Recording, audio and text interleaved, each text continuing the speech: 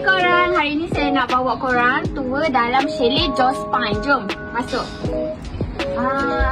Dalam chalet Jospine ni ada katil king, juga ada 2 tilam space yang kita bagi. So boleh muat dalam satu masa tu 4 orang. Okay, jom kita tengok belah sana. Sini kita ada juga sofa.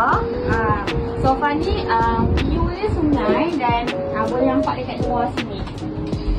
Dan sebelum tu, kita tengok dekat bahagian sini ada mini pantry. Kita juga ada SK Magic untuk air panas dan juga air sejuk.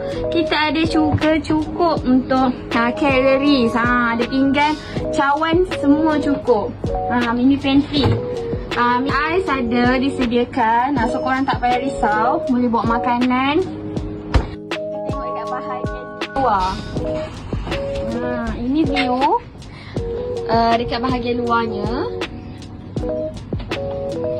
Dekat kerusi sini korang boleh duduk, lepak kan. Orang kata boleh tengok pandangan dekat luar ni, relax-relax minum kopi kan, ataupun baca novel.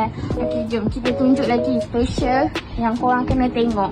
Paling bestnya bilik ni boleh connecting room tau. Nampak ni? Kita buka je pintu sebelah ni, boleh tembus dekat bilik. So toilet ada di dalam. Ni bahagian toilet. Ni toilet dah korang.